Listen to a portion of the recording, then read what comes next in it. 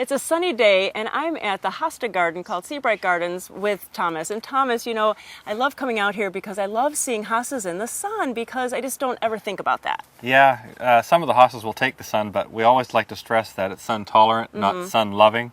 You know, some hostas will perform all right in the sun, but they really prefer the shade.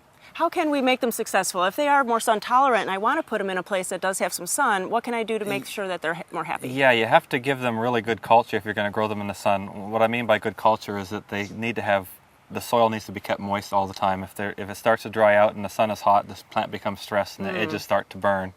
So that's very important. And also having them in good soil where they're not a lot of root competition from other things. But you can successfully grow some varieties quite well in the sun, and actually some of them the color looks nicer in sun. Oh wow, these ones in the bed here, they're just gorgeous. I mean, this is towards the end of the summer and they're just gorgeous. Yeah, there's a couple of varieties there. June Fever is a really nice variety.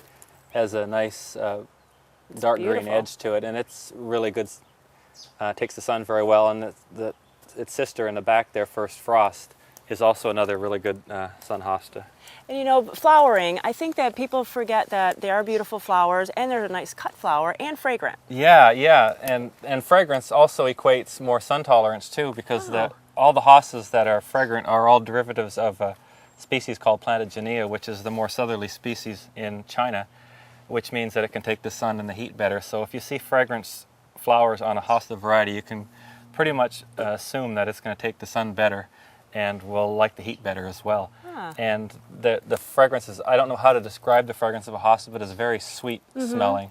And especially in the evening, you can really smell them, and the hummingbirds love them. Oh yeah, I forget about that. Yeah. Well, you know, I love the sun, but I think we should go to the shade and see some other shade hostas too. Yes. Thomas, this is a beautiful coloring on this. I love the two-tone leaves on this. Yeah, this is a variety called Dance With Me, and this is one that we always sell a lot later in the season because in the spring the coloring isn't so bright like this, but it seems to really like the heat. It comes on better and the coloring is really pretty later in the season. So when people come in July and August, this is always a really good seller, and it's a really good grower too. It is pretty. I love the whole texture of it. It's really nice. Yeah. And then what about this one? This one here is stained glass. This is another one of the fragrant ones, but what's really cool about this one is that it continues to put up new foliage all throughout the season. So if it does have some damage to the old leaves, if the slugs have chewed on it, or if it's gotten burned from too much heat, you can remove the new leaves, and it's just constantly putting up new ones. You can see that these new leaves on top, these are fairly new again, and the gold ones are the older leaves. So it's a really good hosta for the sun and for the heat of the summer.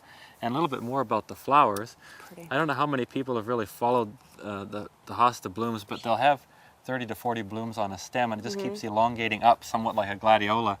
And they bloom from the bottom moving up, and each flower only lasts a day, but they're very pretty, and like I said, they're very fragrant on this variety in particular, and the hummingbirds really love them.